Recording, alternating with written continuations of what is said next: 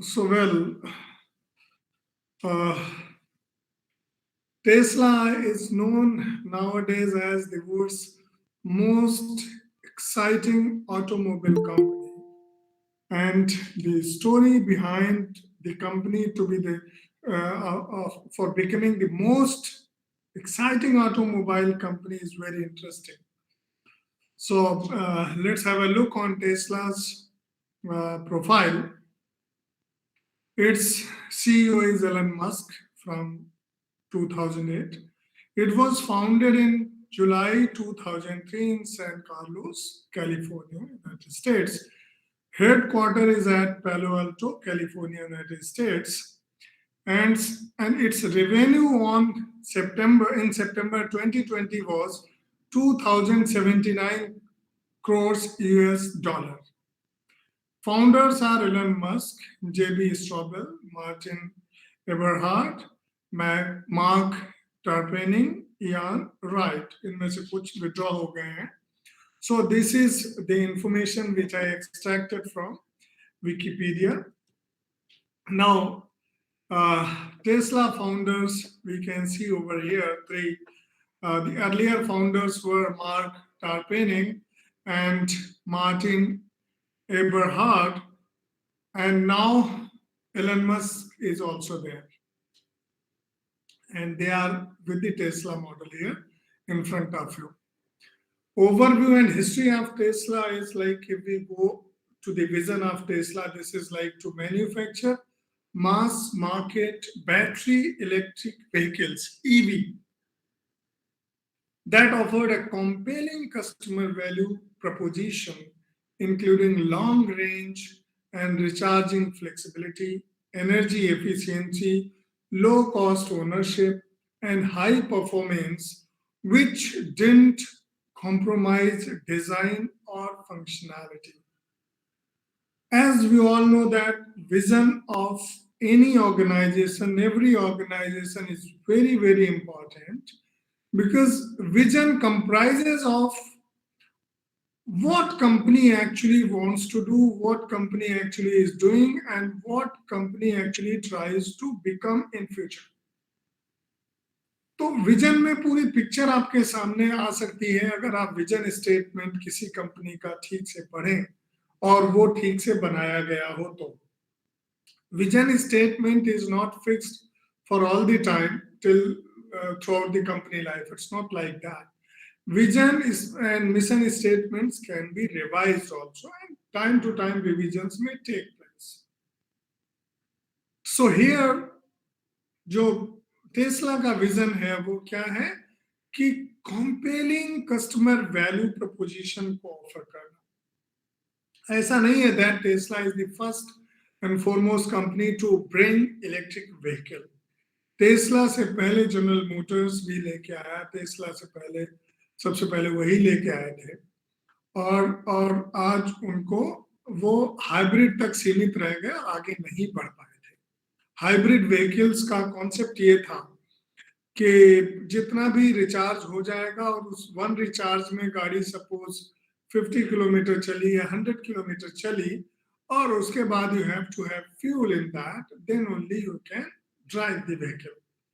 क्योंकि अगर आप कहीं लॉन्ग ड्राइव पे जा रहे हो कुछ है तो चार्जिंग स्टेशन होते नहीं थे, बैटरी की बहुत पावर होती नहीं थी, तो that was the concept of hybrid vehicles. तो ये हुआ करता था. टेस्ला ने कहाँ रेवोल्यूशन इन्होंने ये लाए, क्या इन्होंने किया, वो चीज आपको इनके विजन स्टेटमेंट में दिख रही है, जहां पे कह रहे हैं कि compelling customer value Tesla wants to offer value proposition, जिसमें क्या होना चाहिए, लॉन्ग रेंज ड्राइवेबिलिटी. जो अभी 100 किलोमीटर्स में सिमट जाता था हाइब्रिड व्हीकल, जिसको हम इलेक्ट्रिक व्हीकल कहते थे पहले जनरेशन का, वो अगर हम 500 किलोमीटर कर पाए, 600 किलोमीटर कर पाए, तो यानी ये उनका एक प्रयास. एंड रिचार्जिंग फ्लेक्सिबिलिटी, और रिचार्जिंग फ्लेक्सिबिलिटी ऐसी कि ऐसा नहीं कि घर पे ही हमारे अगर रिचार्जिंग पॉइंट है तो हम जब घर पे वापस जाएंगे तभी होगा. ठीक वैसे जैसे हम फ्यूल लेते हैं डिफरेंट डिफरेंट पेट्रोल पंप से, तो ऐसे ही चार्जिंग स्टेशंस बनाए जाएं। तो वो फ्लेक्सिबिलिटी देने का भी इनका विजन, एनर्जी एफिशिएंसी देने का vision, low cost ownership, ownership भी लो कॉस्ट होनी चाहिए, हाई कॉस्ट में आप सिमट के रह जाएंगे टॉप एंड मार्केट में। Energy efficiency, low cost ownership and high performance which didn't compromise with design और फंक्शनैलिटी। अब देखिए कितनी बड़ी बात है, सबसे बड़ा चैलेंज यहीं पे था कि आपका जो आपकी पावर बढ़ जाए लेकिन डिजाइन के साथ कॉम्प्रोमाइज नहीं होना चाहिए। डिजाइन बढ़िया ऐसी जैसी कर रहे हैं वैसी हो, यानी इसका मतलब साफ है कि अगर आप पावर बढ़ाना चाहते थे तो जाहिर है कि बैटरीज के साइज बढ़ते हैं। जैसे हमारे मोबाइल में लिथियम आयन बैटरी है, पर हमारे घर में इन्वर्टर है और उसमें एक बड़ी सी बैटरी है, बहुत वजनदार बैटरी है इस पे और बड़ी सी है। तो जाहिर है अगर हम पावर बढ़ाना चाहते हैं व्हीकल का तो हमें बैटरी का साइज और number of batteries, number of cells बढ़ानी पड़ेंगी। तो यानी अगर हम ये सब बढ़ाएं तो ठीक उसी हिसाब से हमें फिर गाड़ी में स्पेस की प्रॉब्लम आनी है, तो यानी ये भी नहीं आपको करना था। So that was kind of uphill task which this Tesla vision to achieve. That is what the vision of Elon Musk. Tesla got its start with $6.5 million investment from Elon Musk and leased a warehouse in Silicon Valley. तो जो शुरुआत के दो founder थे, mark टेपर्निक और Martin Eberhard, ये दोनों ने बेसिकली शुरू किया था। जो शुरुआत की जितनी भी एक्सपेरिमेंटेशन टेस्ला में थी वो इन दोनों की थी। एक बार बैटरी भी ब्लास्ट हो गई थी और कुछ एक और इश्यू आए थे, वो सब इन्होंने हैंडल किए थे। बट अब जब इन्होंने काफी कुछ चीजें लाइन पे कर ली थी तो इनको एक बढ़िया वेंचर कैपिटलिस्ट चाहिए था। और बाय दैट टाइम 2008 या उससे पहले तक जो जो एलन मस्क थे, he was very popular face in United states and he was you know very popular not only in terms of very innovative entrepreneur but also as a very impressive speaker, motivational speaker, entrepreneurial speaker. Are you getting the point? Yes, sir. हाँ, connected है आप लोग, good. तो ऐसी ये कहानी थी। तो ये लोग उनसे मिलने गए थे किसी एक टॉक शो में ही और वहीं पे बात हुई थी। तब ये एग्री किए कि मैं आपके जो वो फैक्ट्री है जो बेसिकली उस समय तक गैराज हुआ करता था एक तरह का, कि मैं विजिट करूंगा। फिर विजिट किया, कॉन्सेप्ट समझा, सारी चीजें इनसे समझी और फिर इन्होंने इतना बड़ा इन्वेस्टमेंट जो था $6.5 मिलियन का इन्वेस्टमेंट इन्होंने टेस्ला पे किया। सो यहाँ पे आप 2020 सितंबर 2020 की सिचुएशन आप देख सकते हैं कि क्या स्थिति है, क्या मार्केट कैपिटलाइजेशन है टेस्ला का, जिसने बाकी के जो ऑटोमोबाइल जायंट्स थे यूनाइटेड स्टेट्स के, लाइक टोयोटा, फोक्सवैगन, डेमलर और जो भी आपके नीचे दिख रहे हैं, इन सभी को इन्होंने पीछे छोड़ दिया।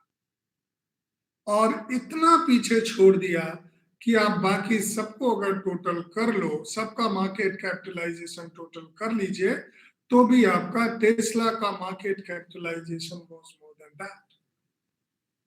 Can you see this? Yes, sir. Yes. Yes, sir. So Yes, sir. this itself speaks about the success of Tesla in American market, right? This is picture of September 1, 2020, जहाँ पे टेस्ला का मार्केट कैपिटलाइजेशन था $442 billion, whereas rest of others are given except one, there are no other in 3 digits in fact.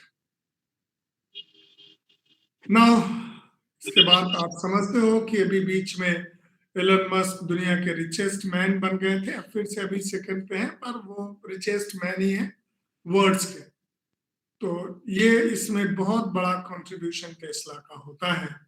Elon Musk के बारे में अगर हम समझना चाहें तो जरा हम इस स्लाइड को पढ़ें। वो क्या कहते हैं?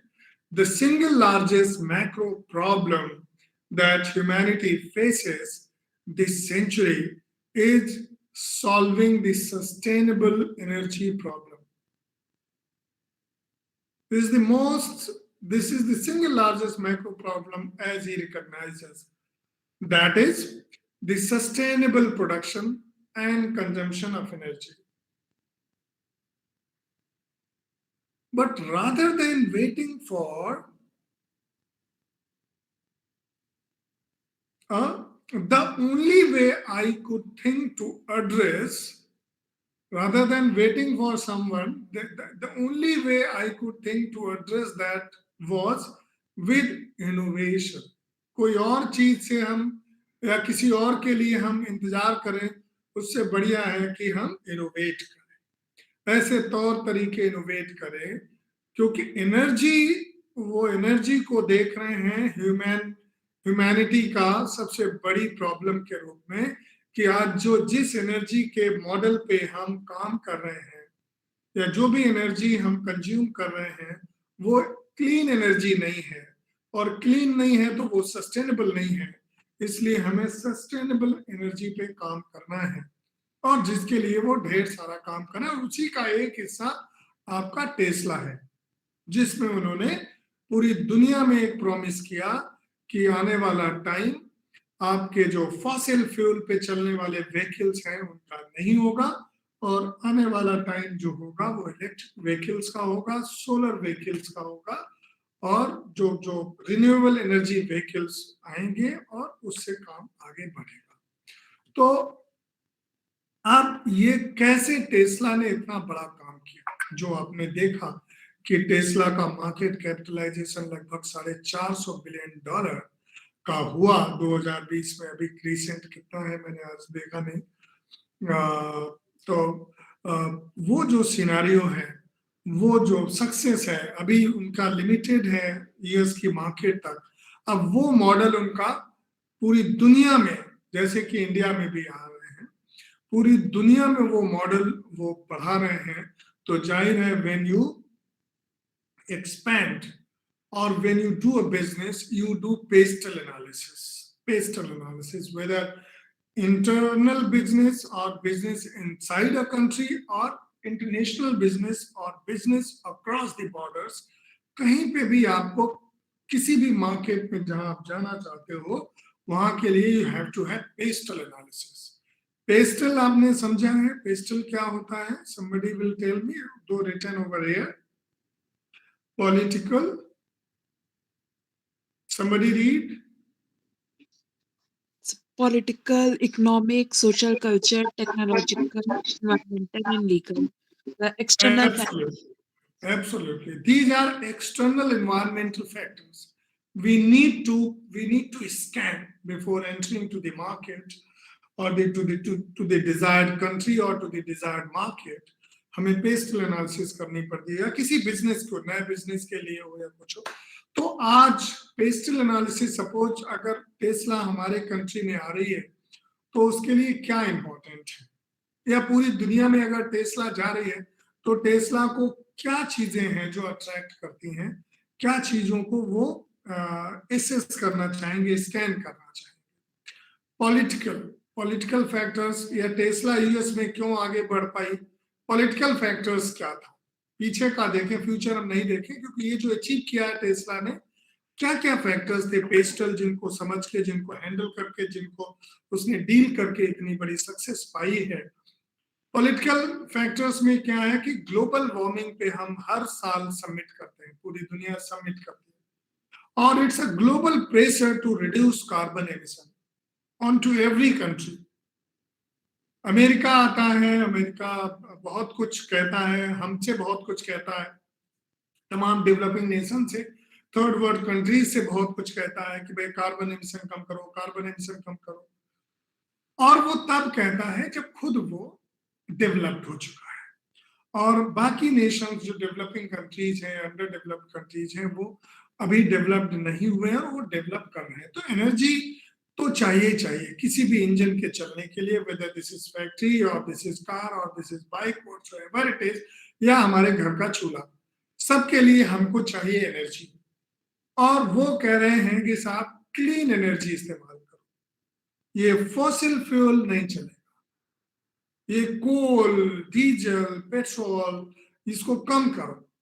आप तो जो डेवलपिंग नेशंस हैं, जिनमें इंडिया की बहुत मुखर आवाज है, चाइना की आवाज है, ये सब कहते हैं कि साहब आपने तो डेवलपमेंट कर लिया अपना, और वो जो G8 कंट्रीज हैं, जो G10 कंट्रीज है, उन्होंने भी कर लिया अपना डेवलपमेंट। पॉपुलेशन का उनके पास चैलेंज नहीं है, लोग कम है, उसके हिसाब से उन्होंने मल्टीपल टाइम्स रिसोर्सेस खड़े कर लिए हैं। एक घर में पूरा का पूरा घर सेंट्रलाइज्ड एयर कंडीशन है और सेंट्रलाइज्ड हीटिंग सिस्टम है। तो उनके यहाँ सब कुछ है, सब कुछ करने के बाद दूसरों को कह रहे हैं कि ऐसे मत करो। ये हम डेवलपिंग नेशंस की प्ली रहती है। तो हम लोग कहते हैं कि भाई आप कहते हो कि सोलर पे आ जाओ या इलेक्ट्रिक पे आ जाओ, उसका जो खर्चा है वो हम कहाँ से बियर करें? Solar energy is not that cheap, उसका जो पूरा सिस्टम लगाना महंगा पड़ता है। अभी आप घर में जितना बिजली कंज्यूम करते हो, तो अगर उतनी ही बिजली के लिए आप अपने घर में अगर सोलर अरेंजमेंट करोगे तो कम से कम 3 लाख रुपए का आपको खर्चा करना पड़ेगा तुरंत। कहाँ से आएंगे 3 लाख रुपए? तो ये तमाम सारी प्लीज हमारे नेता लोग देते हैं जाके, जब भी समिट होती है ग्लोबल वार्मिंग पे। तो पर कुल मिला के वो अमेरिका कुछ मदद करती है, कुछ और देश मदद करते हैं, तमाम देशों की वो मदद सफिशिएंट नहीं होती है, blah blah blah, there are an number of issues. क्योंकि रिक्वायरमेंट बहुत पैसे की है, 1000 रुपए की सपोज जरूरत हो, आपको 10 रुपए मिले, उससे होगा क्या? This is like that only. तो कुल मिला के हमारी डिपेंडेंस जो है वो ग्रीन एनर्जी, ग्रीन फ्यूल पे नहीं आ पा रही है। अभी भी हमारी डिपेंडेंस फॉसिल फ्यूल्स पे ही है, तो जो कि कोल है, जो कि अदर लिक्विड फॉर्म्स के फॉसिल फ्यूल्स हैं या गैस, तो उन्हीं पे हम हैं। लेकिन हमें आना है, स्विच होके इस पे आना है। तो अब आना तो सबको है, क्योंकि ग्लोबल वार्मिंग हो रही है और अदरवाइज ह्यूमैनिटी खतरे में है। तो ये जो अवेयरनेस है गवर्नमेंट्स की, पॉलिटिक्स की, इसने टेस्ला को सपोर्ट किया। इसकी वजह से टेस्ला कुछ कर पाई, टेस्ला को जो सपोर्ट मिला यूएस गवर्नमेंट का। इकोनॉमिक जाहिर है, जो कि फॉसिल फ्यूल्स का रिसोर्स संसाधन सीमित है, वो कम हो रहे हैं। और आपको मालूम है कि ओपेक कंट्रीज उसके प्रोडक्शन, उसके एक्सप्लोरेशन में भी काफी सतर्कता बरत रहे हैं, क्योंकि उनके इकोनॉमी का मेन सोर्स ही वही है। तो वो चाह रहे हैं कि अब इसको थोड़ा इकोनॉमिकली लिया जाए और प्राइस बढ़ाया जाए, ताकि कम दे के पैसा ज्यादा मिले, ताकि हमारा ज्यादा दिनों तक रिजर्व रह सके। तो एक तो ये समस्या की जो continuous rise of fossil fuels जो है, जो कि ज्यादातर हम पूरी दुनिया गल्फ पे डिपेंड करती है, गल्फ कंट्रीज पे, तो वो सिनेरियो, गवर्नमेंट का जो प्रेशर गवर्नमेंट पे पब्लिक का कि साहब इतना तेजी से ये प्राइस बढ़ रहे हैं पेट्रोल के, सरकारें चली जाती हैं। आप तो जानते हो पाकिस्तान में हाहाकार मचा हुआ है फ्यूल के प्राइसेस पे। इंडिया में ये बहुत बड़ा चुनावी मुद्दा बनता है पेट्रोल डीजल के प्राइसेस, आप समझ सकते हो। बिजली फ्री देना ये एक मुद्दा अभी भी है, सब कोई फ्री फ्री फ्री बीज की बात करता है। तो that is how you know these economic equations are also exert some pressure on government, on political parties. तो ये एक फैक्टर हो गया। सोशियो कल्चरल में जाहिर है कि आज कंज्यूमरिज्म है, आज हम लोग भी इतना अवेयर हो रहे हैं, कंटिन्यूअसली एजुकेशन बढ़ रहा है, अवेयरनेस बढ़ रहा है, तो हम भी चाहते हैं कि ग्रीन फ्यूल पे आ जाए और हमारे अपनी वैल्यूज बदल रही हैं। हम भी उस थ्रेट को महसूस करते हैं एज ए सोसाइटी, जो कि ग्लोबल वार्मिंग से हो रही है, या फर्दर उसके जो बहुत ही हजार्डस कॉन्सिक्वेंसेस हम देखने वाले हैं। तो दैट टू सोशियो कल्चरल जो अवेयरनेस है, उसने भी टेस्ला को हेल्प किया, टेस्ला कार्स को एम्ब्रेस करने में। एनवायरमेंटल बात हो ही गई, अगर हम ऊपर की बातों को ले ले तो।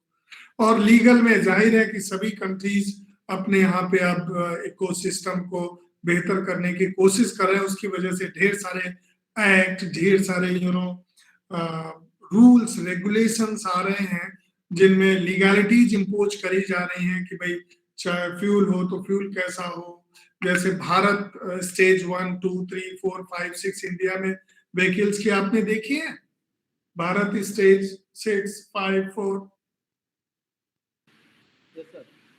है ना। तो उसके नॉर्म्स होते हैं, नॉर्म्स के हिसाब से व्हीकल की लाइफ होती है कि ये व्हीकल इतने दिनों बाद रिटायर करना पड़ेगा आपको।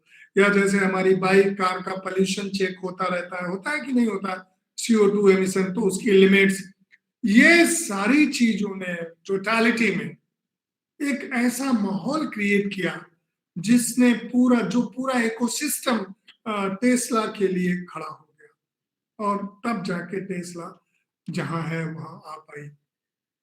अब नेक्स्ट डेकेड का जो आउटलुक है वो क्या है, टेस्ला का आउटलुक नेक्स्ट डेकेड का क्या है, ये तो पास्ट जिसकी वजह से टेस्ला यहां तक पहुंचा। Next decade strong growth of EVs, electric vehicles seems very likely, वो बहुत बड़ी ग्रोथ एक्सपेक्ट कर रहे हैं। The overall car market is expected to grow from 63 million cars in 2012 to 86 million cars in 2020 and 99 million cars in 2030.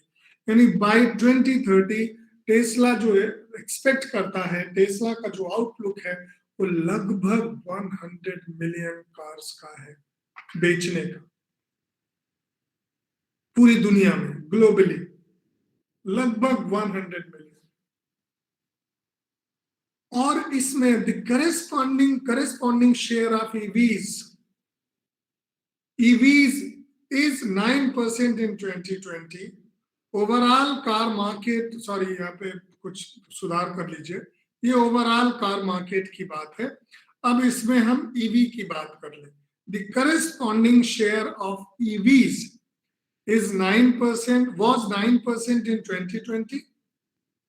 ये 2020 में 9% corresponding share था EVs का, यानी जो 86 मिलियन कार्स का था 2020 में, उसमें 9% कार्स इलेक्ट्रिक व्हीकल्स थे, जो कि जाहिर है इंडिया में तो नहीं थे। और 30% इलेक्ट्रिक व्हीकल्स का शेयर बाय 2030 होना एक्सपेक्ट करते हैं टेस्ला। यानी अगर 100 मिलियन कार्स होंगी 2030 में, तो 30 मिलियन कार्स होंगी इलेक्ट्रिक व्हीकल्स। आज हम 2022 में हैं, 8 और 9 साल में जो चेंज आने वाला है वो ये है। और इस 9% में आप टेस्ला का आउटलुक देखिए। With respect to Tesla, the share of battery electric vehicles was around 0.8% in 2020, 0.8% 2020 में था, जो कि 2030 में 8.8% होने वाला है। यानी टेस्ला का जो शेयर होगा, जितने भी electric vehicles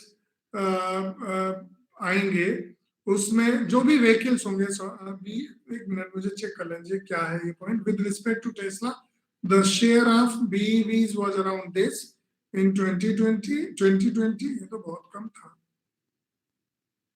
and shall be 8.8% in this.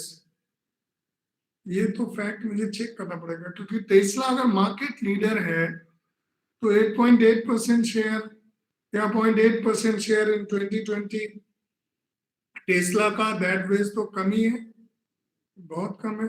Late me check this fact, चलिए इसको आप होल्ड कर दीजिए, इस फैक्ट को हम चेक करेंगे।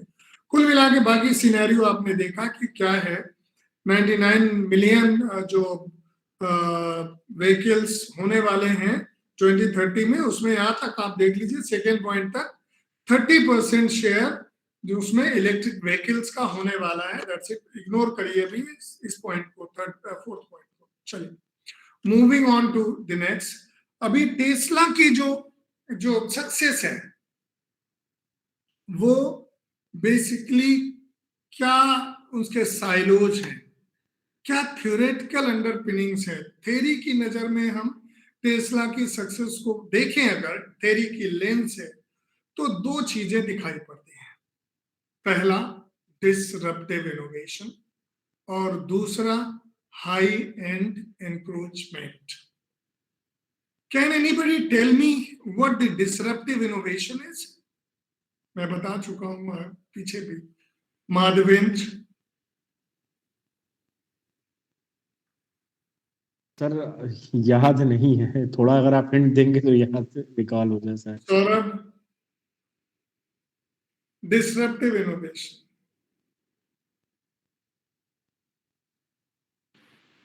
Disruptive for Tesla. Yes, Saurabh. Disruptive innovation. Is a disruptive innovation in context to Tesla or केवल overall disruptive innovation? Your volume is too less. You're not audible. There might be some problem with my connection. Let me check that. चलो, दिव्या सिंह. प्रगति अग्रवाल.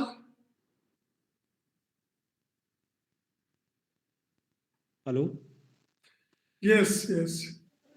हाँ sir, Google से पढ़ के बता रहा हूँ sir, ईमानदारी से बता रहा हूँ. वो मत बताओ. Pragati, I am asking you.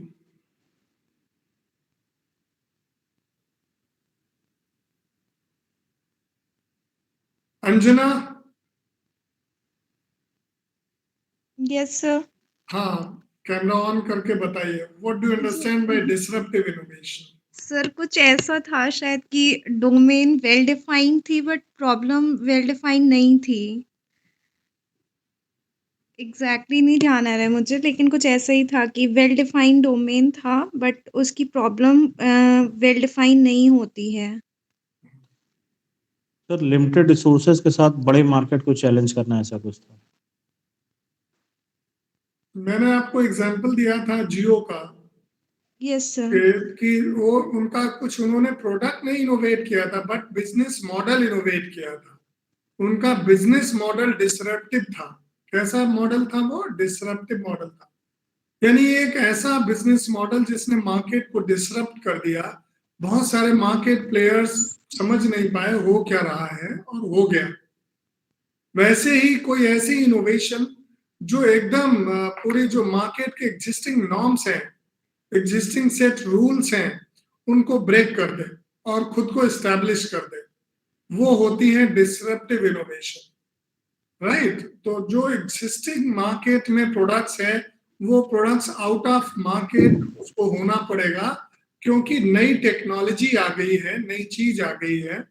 तो फिर पुरानी चीज का अभी कोई स्कोप नहीं बचा. जैसे C++ आ गई तो सी पे काम कोई क्यों करेगा, या कोबोल पे कोई काम क्यों करेगा, बेसिक पे कोई काम क्यों करेगा. ठीक वैसे ही ये डिसरप्टिव इनोवेशन. तो टेस्ला का एक तो जो साइलो है इनकी सक्सेस का, that is disruptive innovation.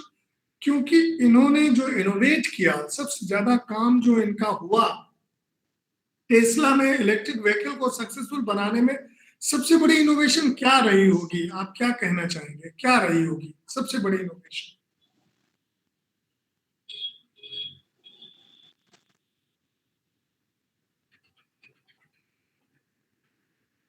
Sir design part रहा होगा एक तो. दूसरा ये रहा होगा कि किस तरीके से कि जो इंजन उन्होंने डिजाइन किया है वो कितना ज्यादा मतलब इको फ्रेंडली है, मतलब कि किस तरीके से एनर्जी का कंजप्शन कम करके और आउटपुट ज्यादा दे. तो उनके डिजाइन का एक बहुत बड़ा उसमें एक रोल है. सब मेन एक तो जो वो एडवांटेज, उससे पहले जो ईवी का डिसएडवांटेज था वो था बैटरी टेक्नोलॉजी आफ्टर मतलब उस टाइम पे जो है इवॉल्व अच्छा खासा किया था. लिथियम बैटरीज जो है उसकी वजह से बैटरीज थोड़ी सी छोटी और ज्यादा फास्ट चार्जिंग कैपेबिलिटीज के साथ आने लगी थी. और जो है सोमनाथ जी ने जो बात पकड़ी है, that is the reality actually, कि बैटरी सबसे बड़ा इश्यू था, सबसे बड़ा बैरियर भी यही था. और देखिए जो सबसे बड़ा चैलेंज होता है वही सबसे बड़ी अपॉर्चुनिटी होती है. यस और नो?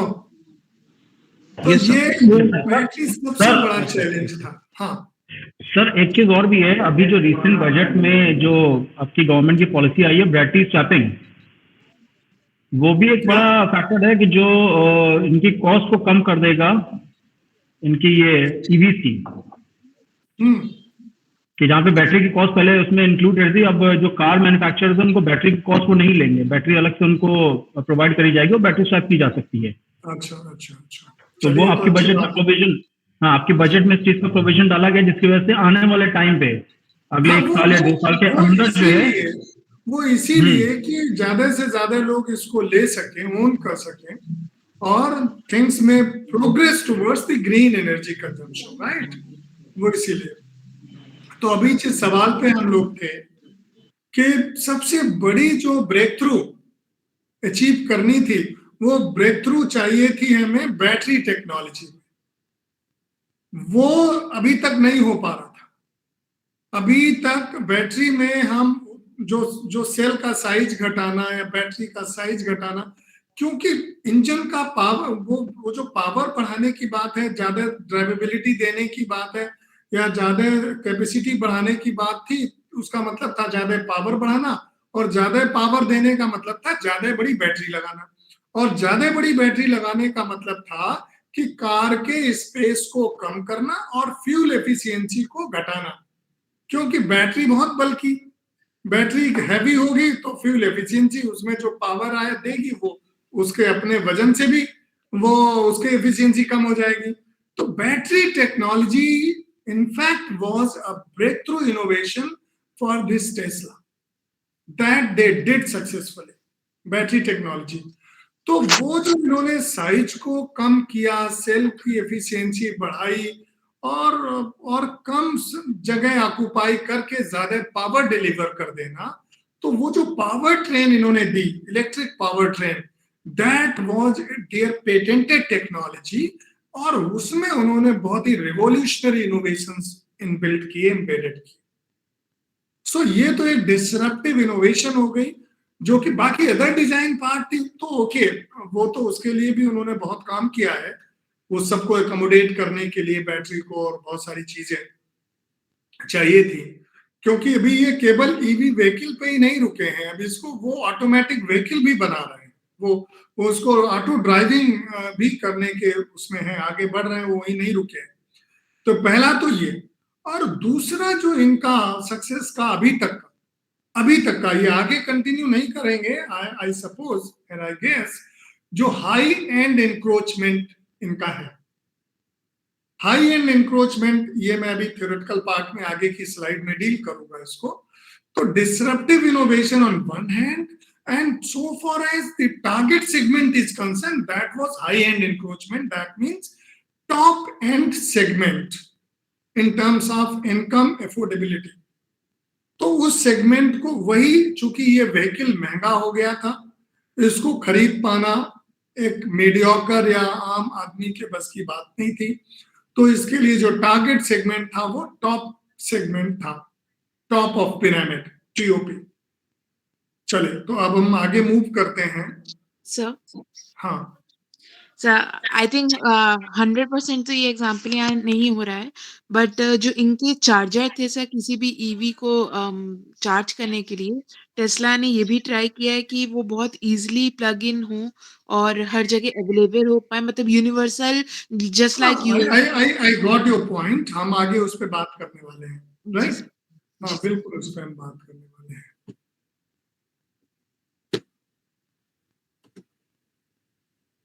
डिसरप्टिव इनोवेशंस को क्विकली आप देख जाइए स्लाइड में, मैं पढ़ूंगा नहीं।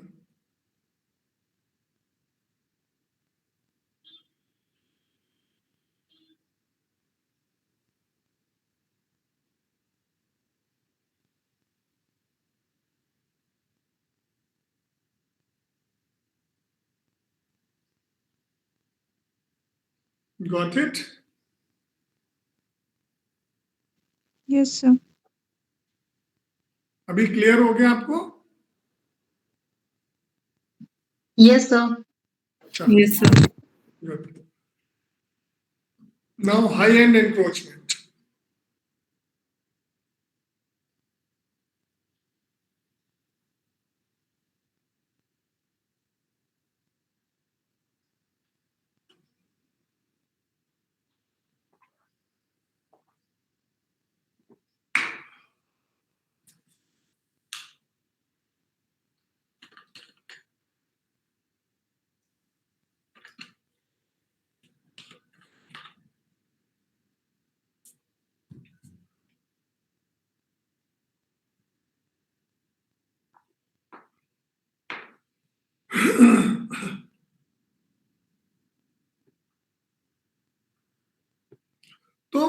ये high end encroachment was not a choice, was compulsion. Are you getting the point? ये टेस्ला के पास चॉइस नहीं थी, ये कंपल्सन था, क्योंकि कोई कार को सस्ते में तो बेच नहीं देगा, कम दाम में तो दे नहीं देगा जितने में तैयार हो रही है। It's cost was too high. अब वो टू हाई जो कॉस्ट थी उसको कोई मिडिल क्लास अफोर्ड नहीं कर सकता था, इसलिए वो टॉप एंड मार्केट, वही टॉप एंड इंक्रोचमेंट की बात है कि जो हाई एंड सेगमेंट है उसी को उन्होंने टारगेट किया था और उसको लेके आगे बढ़े। सो अभी यहाँ पे हम जरा देखें जो इंक्रोचमेंट मॉडल है which was propounded by Van Orden et al. 2011 में, इसको जरा आप इस इंक्रोचमेंट मॉडल पे हम टेस्ला को देखें। Slide is visible to you? Yes, sir. Yes, sir. Fine. तो यस सर, विजिबल है। राइट, एक डायमेंशन में कोर एट्रीब्यूट परफॉर्मेंस है और दूसरे वर्टिकल डायमेंशन में न्यू एट्रीब्यूट परफॉर्मेंस है। Core attribute performance, new attribute performance. अभी कोर एट्रीब्यूट और न्यू एट्रीब्यूट को समझने की कोशिश करें। एक कार में कोर एट्रीब्यूट क्या होने चाहिए, क्या होते हैं?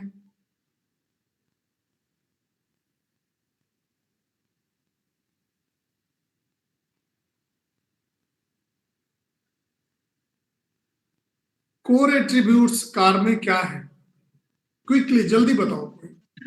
सर कार में के कोर एट्रीब्यूट्स वो ये है कि एक पॉइंट टू ए पॉइंट से बी पॉइंट तक वो मूव करना चाहिए उस, और सेफ्टी सिक्योरिटी के साथ मूव करना चाहिए, और उसमें जो यानी है यानी यानी यानी सेफ्टी, ठीक है, सेफ्टी, एक सेफ्टी, दूसरा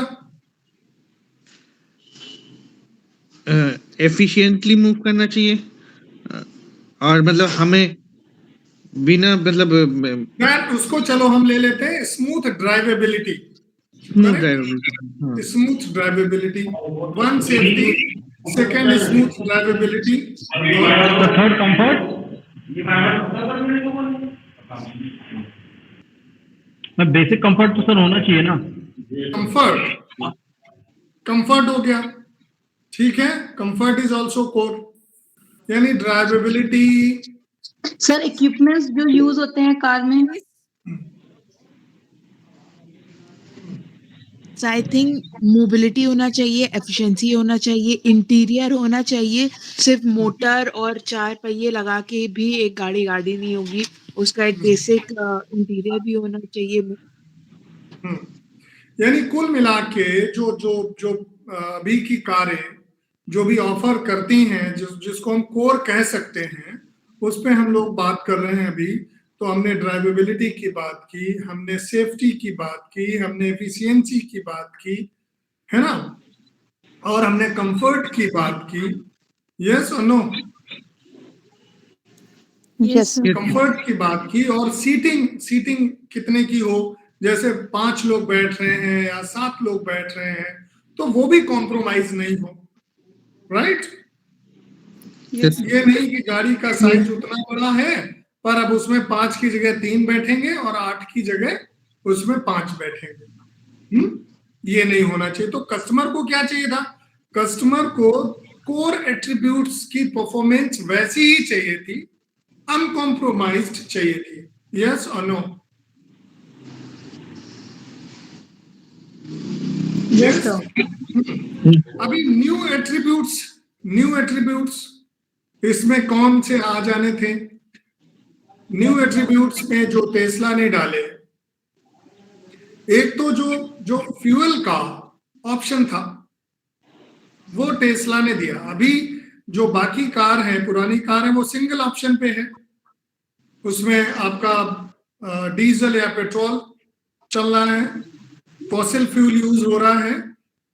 यहाँ पे जो कार पहले की, टेस्ला से पहले जनरेशन की जो कार थी, वो थोड़ा सा कार सेफ्टी थी और सिक्योरिटी पे भी काम किया है टेस्ला ने। हाँ बिल्कुल काम किया है। वो जी। हाइब्रिड थी, वो हाइब्रिड थी। हाइब्रिड का मतलब था कि इलेक्ट्रिसिटी विद फ्यूल। तो आप यहाँ पे जो एरो में देख रहे हो, हाइब्रिड कहाँ पे कारें हैं, और टेस्ला के लिए एरो टॉप एंड में है। टेस्ला का जो एरो है आप देख रहे हो वहां पे है। अब आप देखिए कोर एट्रीब्यूट्स में lower, unchanged higher, new attributes में वीक, मॉडरेट, स्ट्रॉन्ग। अब बात ये थी कि जब पूरा मॉडल बदलने वाला था, इंजन बदल रहा था आईसीई से, वो इंजन हो रहा था एफसीवी। ऊपर आपने देखा फ्यूल सेल व्हीकल जिसको एफसीवी कहते हैं, वो एफसीवी इंजन आ रहा था फ्रॉम आईसी जो कंबस्शन इंजन था उससे वो एफसीवी हो रहा था।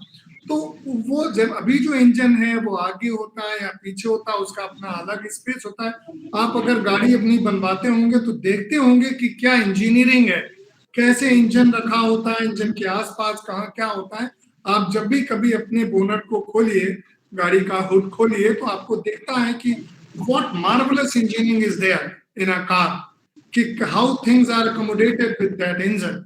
तो अभी जब इंजन बदल रहा था, वो इलेक्ट्रिक पावर ट्रेन आ रही थी, तो पूरी की पूरी डिजाइन में क्या बदलाव आने वाला था, वो अपने आप में एक बहुत बड़ी चीज थी जिससे टेस्ला को गुजरना पड़ा। हाइब्रिड में एक दूसरा जिसमें इंजन भी था और पावर ट्रेन भी, कंबस्शन इंजन के साथ साथ वो आपका बैटरी का भी पावर दी गई थी। तो आप वहां से यानी कुल मिला के नए एट्रीब्यूट्स लाने के लिए उसी स्पेस में, ठीक वैसे ही जैसे अपने रूम में आप एक और अलमीरा लेके आ गए, तो अब उस अलमीरा को कहाँ रखेंगे, उस अलमीरा के लिए क्या जगह आप एलोकेट करने वाले हैं। तो ठीक वैसे ही जैसे हमारे घर में हमारे जो वाइफ हो या हम आपके जो किसी के कोई हो फैमिली मेंबर जो कुछ सीनरी लेके आते हैं, तो वो सीनरी के लिए भी हम घर में एक स्पेस को दिमाग में रख के तब वो सीनरी खरीदते हैं। तो ठीक वैसे ही अदरवाइज चीजें कॉम्प्रोमाइज हो जाएंगी। तो सबसे बड़ा चैलेंज था कि कैसे हमारे कोर एट्रीब्यूट्स की परफॉर्मेंस अनकम्प्रोमाइज रहे या उससे बेहतर हो जाए, कॉम्प्रोमाइज नहीं हो, उसे घटाना नहीं पड़े। एंड देन हम कितने न्यू एट्रीब्यूट्स डाल सकते हैं, और वो न्यू एट्रीब्यूट्स वीक हैं या मॉडरेट हैं या स्ट्रॉन्ग हैं। तो आप देखिए जो आपके यहाँ पे 3 हाई एंड और 3 लो एंड इंक्रोचमेंट आपको यहाँ पे दिखाई पड़ रहे हैं। तो जो लो एंड इंक्रोचमेंट है उसमें आप देख सकते हो कि किस तरह से चीजों को कॉम्प्रोमाइज लेवल पे रखा जाता है। पर टेस्ला का जो कॉर्नर आप टॉप एंड कॉर्नर देख रहे हो, वहां पे वो दोनों ही एट्रीब्यूट्स में, चाहे वो कोर एट्रीब्यूट परफॉर्मेंस हो या न्यू एट्रीब्यूट्स परफॉर्मेंस हो, टेस्ला ने अपने को हाई एंड इंक्रोचमेंट में, जो न्यू मार्केट हाई एंड लिखा हुआ है, एरो आप देख पा रहे हो ना वहां पे, टेस्ला ने अपने को वहां एस्टैब्लिश किया जहां पे higher core attribute performance with higher new attribute performance. New attribute क्या था? फ्यूल की एफिशिएंसी, टेस्ला ने वो बढ़ा दी। न्यू एट्रीब्यूट्स में सेफ्टी था, सेफ्टी को और टेस्ला ने दूसरे डायमेंशंस पे लेके चले गए। आर्टिफिशियल इंटेलिजेंस का टेस्ला यूज कर रही है, तो वो पहले से नहीं यूज होती थी। तो जो नए एट्रीब्यूट्स टेस्ला ने डाले उसको भी उन्होंने स्ट्रॉन्ग रखा, और जो कोर एट्रीब्यूट्स की परफॉर्मेंस थी वो भी हायर रखी। तब जाके ये आपने देखा कि टेस्ला की जो रोडस्टर मॉडल था या मॉडल एस था, वो दोनों को उन्होंने वहीं पे रखा हुआ था, और वहीं से उन्होंने इतना बड़ा कारोबार खड़ा किया है टेस्ला का, हाई एंड पे रखते हुए अभी तक। अब क्या है, देखो होता क्या है, when an innovation is new. कैमरे कई लोगों ने ऑफ कर लिए हैं, turn your camera on. Shilpi Dubey ji Yes, sir. Connected? Always connected, sir. Always connected. Thank you, thank you. तो होता क्या है, when innovation is at the beginning phase, in most of the time it is too high in price. Reason being, one, it has not yet been diffused. तो ज्यादा demand उसकी नहीं है, ज्यादा डिमांड ना होने की ज्यादा ज्यादा अवेयरनेस भी नहीं है तो ज्यादा डिमांड भी नहीं है, तो थोड़ी ही मात्रा में उसका प्रोडक्शन हो रहा है। तो इसीलिए जब उसमें इकोनॉमीज ऑफ स्केल नहीं है, मतलब साफ है कि तो प्राइस उसके ज्यादा होने हैं। तो आपने लोगों को याद होगा, शायद आप लोगों को रोजर्स इनोवेशन डिफ्यूजन मॉडल याद है आपको?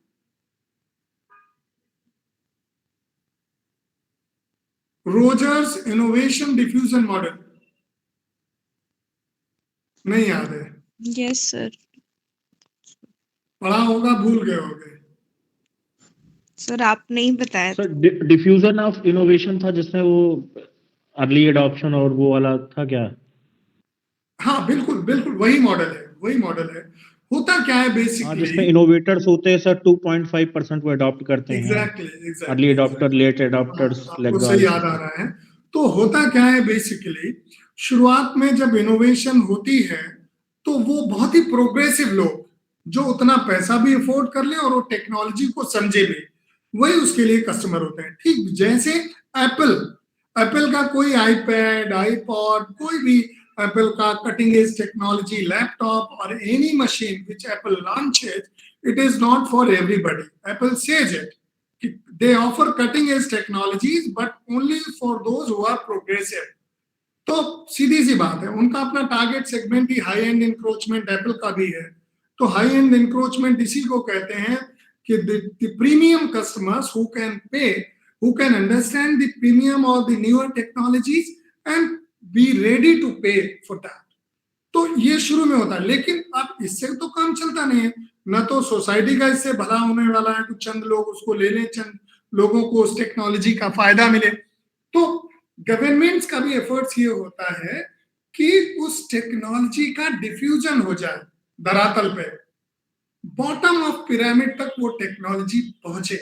जैसे सौरभ जी भी बता रहे थे कि बजट में प्रोविजन किया गया है कि बैटरी की कॉस्ट को वेव ऑफ कर दिया जाए या गवर्नमेंट सब्सिडाइज कर दे। Why these subsidies are there for such kinds of things? So as to facilitate common people to afford it. That is the only purpose, and so as to make the technology diffuse at the bottom level. तो technology का diffusion का अब Tesla उस stage पे है जहां पे उसको टेक्नोलॉजी को डिफ्यूज करना है। अगर टेस्ला इंडिया में आ रही है तो आप समझ सकते हो कि इंडिया में 50 लाख की कार कितने लोग अफोर्ड करेंगे, 1 करोड़ की कार कितने लोग अफोर्ड करेंगे। That is the main issue.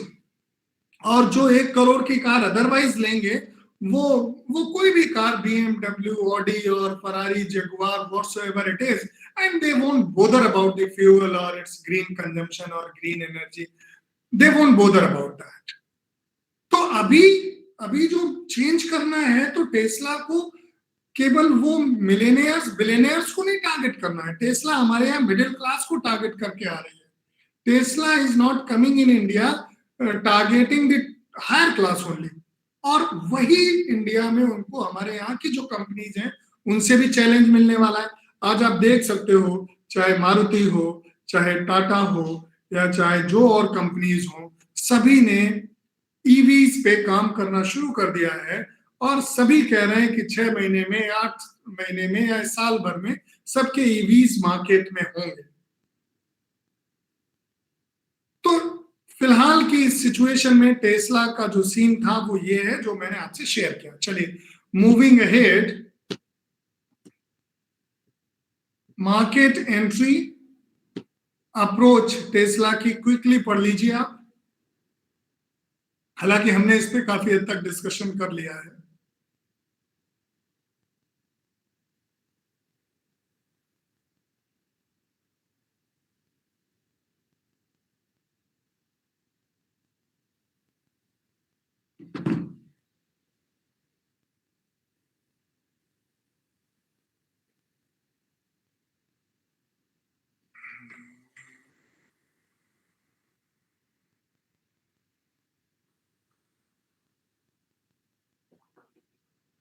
Done. But भाई प्रभात सर, जो है government is not given permission Tesla to run in India. Government permission नहीं दे रही है। लास्ट मंथ मैंने पेपर में पढ़ा था Government is not going to take give the permission for the नहीं, production. गवर्नमेंट परमिशन देने के लिए मना नहीं कर रही माधवन सर। अपनी अच्छा, शर्तों श्रुति पे वो सर, काम करना गवर्नमेंट मना चाहती है नहीं कर टेस्ला रही है, actually। गवर्नमेंट का। हाँ बोलिए हाँ सर, सौरभ जी। रिसेंट अभी जो रिसेंट अपडेशन है उसमें गवर्नमेंट कह रही है चाइना में बना के आप इंडिया में नहीं बेचोगे। वो मेक इन इंडिया के लिए उसको कह रही है। अभी रिसेंट 2 दिन पहले के पेपर में कह रही है ये नहीं होगा कि चाइना में आप बनाओ और इंडिया के अंदर आप उसको जो है इम्पोर्ट करो। इससे कॉस्ट भी आई होगी rather than manufacturing in China. आप मेक इन इंडिया में आइए, यहाँ पर मैन्युफैक्चर करिए। हाँ, वो अपनी कंडीशन पे जो है काम करना चाहते हैं इंडिया में, बट इंडियन गवर्नमेंट आर हाँ, नॉट गेटिंग। वो वही बात है, वो पॉलिटिकल मसला है। वो भी सॉर्ट आउट हो जाएगा, क्योंकि हमारे यहाँ जब हम मेक इन इंडिया प्रोजेक्ट चला रहे हैं, make in India mission mode में हम काम कर रहे हैं, और आप कहो कि इतना बड़ा इन्वेस्टमेंट आप चाइना लेके चले जाओगे और फिर इंडिया में मार्केट करोगे, तो उसके लिए हम तैयार नहीं हैं। अभी उस पर टॉक्स आर गोइंग ऑन, चीजें मेटलाइज होंगी। सर इसमें एक और मैटर है कि वो टैक्स कुछ छूट चाह रहे हैं टैक्स में, और गवर्नमेंट जो है वो छूट देने के लिए तैयार नहीं है। देखिए, कि टैक्स भाई भी एक बात है, और एक इंटरनल बात है जो हमारी इंडियन लॉबी ऑटोमोबाइल जो मैन्युफैक्चरर्स कंपनीज हैं, उनकी भी लॉबी वो नहीं चाहती है टेस्ला यहाँ आए, तो उनका भी अपना प्लांट लोकेशन का भी पंगा है सर। हाँ? प्लांट लोकेशन का भी कुछ सर जो है टेंशन है कुछ। हाँ, लोकेशन जो है पर ये है कि अभी जो अच्छी बात हो रही है वो हम आगे की स्लाइड में डिस्कशन करने वाले हैं, जिसकी वजह से टेस्ला को बात माननी भी पड़ेगी, और उसके लिए भी टेस्ला स्वयं जिम्मेदार है कि उसको क्यों बात माननी पड़ेगी। अदरवाइज वो ऐसी सिचुएशन में हो सकता था कि उसको बात नहीं माननी पड़ती। तो इस पे हम आगे डिस्कशन करने वाले हैं। बहुत इंटरेस्टिंग है अभी चीजें आगे जो आने वाली है। ये इनका रोडस्टर मॉडल है फर्स्ट टेस्ला का, जो 2008 में लॉन्च हुआ था। How beautiful it is, isn't it? Yes sir. तो ये 2 सीटर है। देखिए, क्या नहीं पीछे 2 सीट और दिख रही हैं? 2 सीटर ही है मुझे तो लगता है। अच्छा, पीछे नहीं है? ना सर, होगी पीछे होंगी जरूर। वैसे उसका उस पे हम नेट पे देखना जरा, इसके अलग अलग डायमेंशन से तो दिखाई देगा, राइट? ठीक सर। ये टेस्ला रोडस्टर के बारे में प्रीमियम ईवी स्पोर्ट कार, ये स्पोर्ट कार है बेसिकली। क्विकली पढ़ लीजिए उसको, क्विक।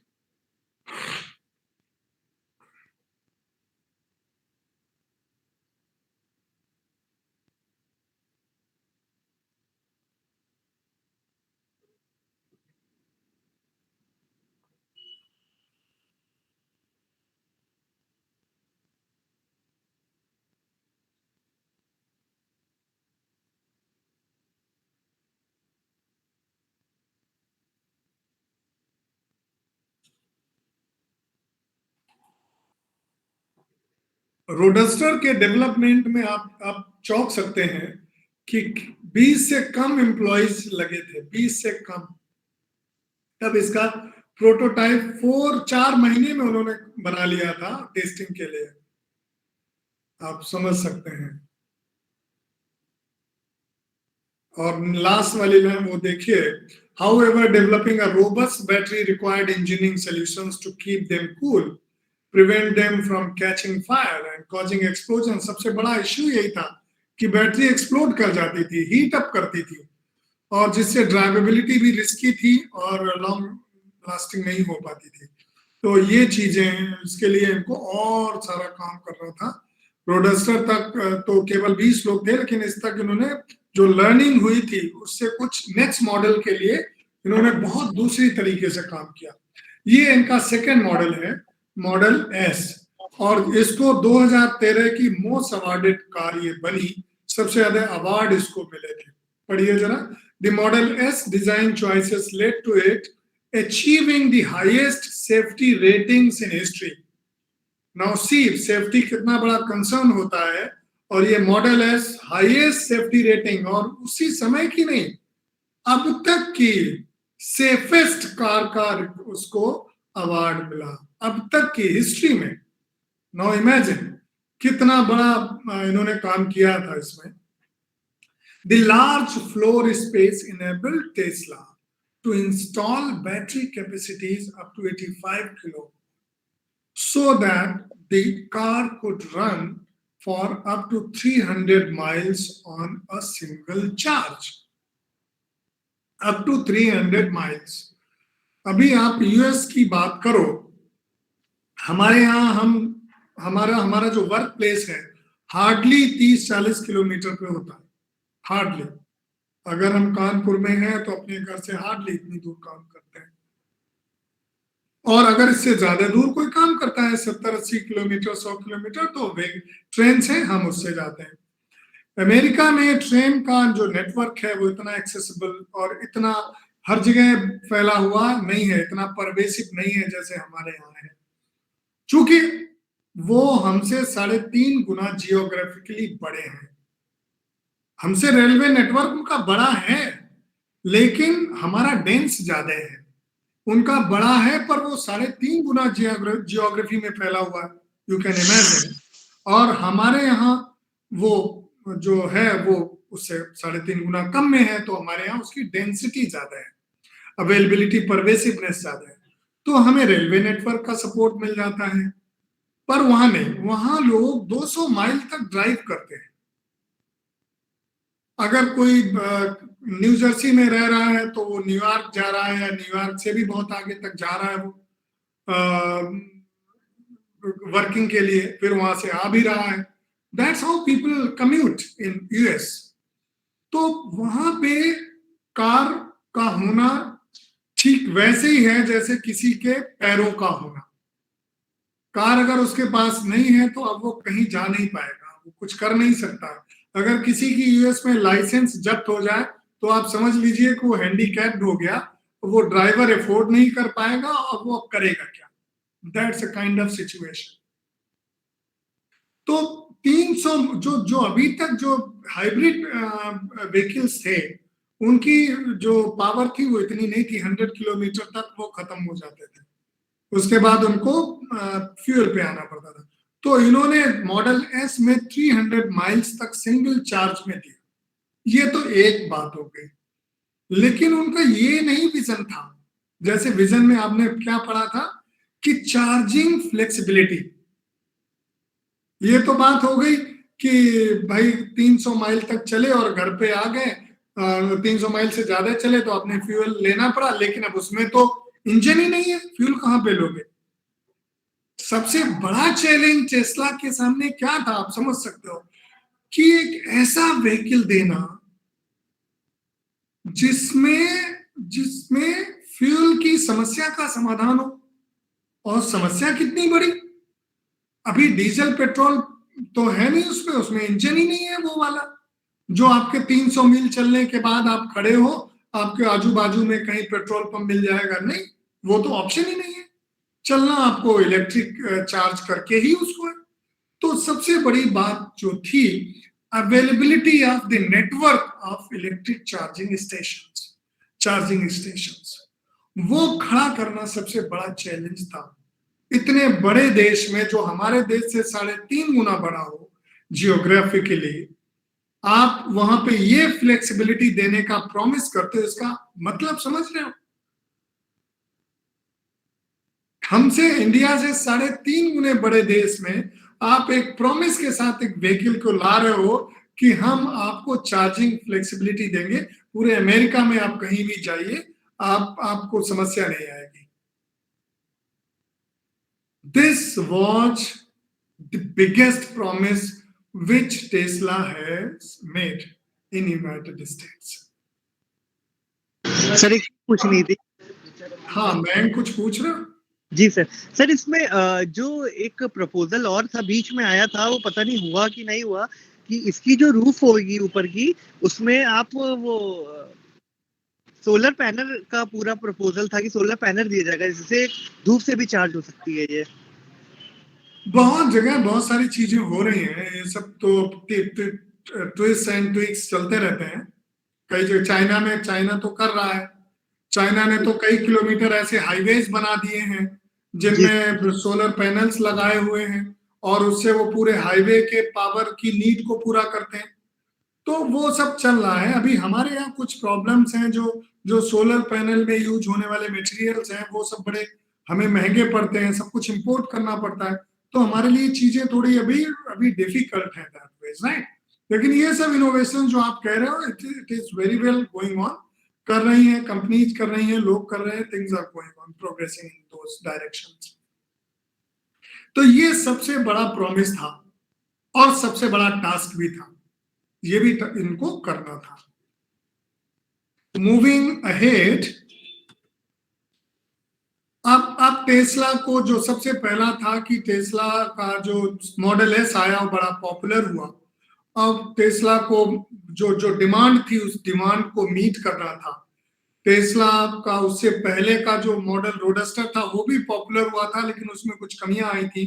तो अभी स्केल करने के लिए टेस्ला ने ऑलरेडी एक फैक्ट्री जो थी उसको खरीदा कैलिफोर्निया में। $42 मिलियन में वो टेस्ला ने 2009 में खरीदा, जब रोडस्टर उनकी बनके तैयार हो गई, मार्केट में आ गई थी, तब फिर उन्होंने उसको स्केल करने के लिए ये $42 मिलियन में कैलिफोर्निया का नुमी फैक्ट्री परचेज की, और उस फैक्ट्री में 4,50,000 कार्स पर ईयर जो टोयोटा और उसके बाद जीएम, जनरल मोटर्स के पास थी, लोग बनाते थे, तो इतनी बड़ी कैपेसिटी वाली इन्होंने एक फैक्ट्री खरीदी, एक यूनिट खरीदी। अब दूसरा और इन्होंने काम, यानी कैपेसिटी बिल्डिंग पे अब टेस्ला काम कर रही थी। कैपेसिटी बिल्डिंग में सबसे पहले फैक्ट्री का होना जहां पे कार मैन्युफैक्चर हो सके। दूसरा काम क्या किया आप इस स्लाइड में पढ़िए। In contrast to its approach with roadster, Tesla hired a team of seasoned automotive engineering and manufacturing specialists to design and develop the Model S. Roadster 20 से कम लोगों ने डेवलप किया था, डिजाइन किया था, पर इसमें टेस्ला ने वो अप्रोच छोड़ दी। अब इन्होंने बहुत सारे इंजीनियरिंग की टीम, बड़ी टीम ली, manufacturing specialist to design and develop the model S with experience at companies including Audi, BMW, General Motors, Jaguar, Mazda, Toyota। ये सब बड़े नाम, बड़ी कंपनीज, इन सबसे टॉप नॉच जो इनके डिजाइनर्स थे, इंजीनियर्स थे, एग्जीक्यूटिव्स थे, उनको लिया इन्होंने। Engineers from leading automobile companies were hired alongside engineers with electrical, electronic and IT backgrounds from leading Silicon Valley firms। आप यहाँ पे देखिए, मैंने पीछे आपसे बात की थी कि मैं आपको टेस्ला का केस डिस्कस करते समय दिखाऊंगा how the human resource increased in Tesla. अभी आप जब इनका आईपीओ आया 2009 में, तो 2009 से आप इनकी जर्नी देखिए और कैसे 2019 तक का फिगर है, कैसे ये 48,000 के पार हो गए। 650 से जब आईपीओ इनका आया था, 650 से ये कैसे 48,000 पार हो गए। राइट फ्रॉम 2009 टू 2019, 10-11 साल में आप ह्यूमन रिसोर्स यानी कंपनी में कितने लोग काम करने वाले बढ़े, यू कैन इमेजिन हियर। है ना बहुत ही आश्चर्यजनक जर्नी अभी तक की। Yes sir, yes sir. Now Tesla ने वर्टिकल इंटीग्रेशन मॉडल भी अडॉप्ट किया। What is that? Produced 95% of its stampings in house, यानी जो इसमें कंपोनेंट्स पड़ रहे थे, 95% कंपोनेंट्स की मैन्युफैक्चरिंग टेस्ला की थी, टेस्ला की स्टैंपिंग के साथ थी। Vertical integration, developed its own software to control the car. वही जो मैंने कहा ना, ऑटोमेशन, उसका सॉफ्टवेयर जिस पे रन कर रही थी कार, वो भी इन्होंने खुद का डेवलप कराया हुआ। जैसे एप्पल नहीं कहता हमारा अपना प्रोग्राम चलते हैं, ठीक वैसे इनके अपने प्रोग्राम्स थे, इनके अपने सॉफ्टवेयर्स थे कार के लिए। Vertically integrated its retail sales channel also. मतलब क्या है कि इनके अपने रिटेल स्टोर्स थे, इन्होंने फ्रेंचाइजी नहीं दी। Are you getting the point? इन्होंने अपने रिटेल स्टोर्स खड़े किए यूनाइटेड स्टेट्स में, रिटेल सेल्स चैनल खड़ा किया, built its own network of charging station, खुद का पूरे यूएस में चार्जिंग स्टेशन का नेटवर्क खड़ा किया। यू कैन इमेजिन ये कितना बड़ा काम रहा होगा। खुद के रिटेल आउटलेट्स, खुद के चार्जिंग स्टेशन, खुद की service, everything, sales and service, charging stations, everything is owned and operated by Tesla. You can imagine how big the task was, but they did successfully. तो ये करने के बाद अभी इन्होंने पैसे एक्सटर्नैलिटीज को इन्होंने हैंडल किया, जो एक्सटर्नैलिटीज थी टेस्ला के रास्ते में, उसको कैसे इन्होंने हैंडल किया। अभी क्या इसको हम यहीं रोक दें?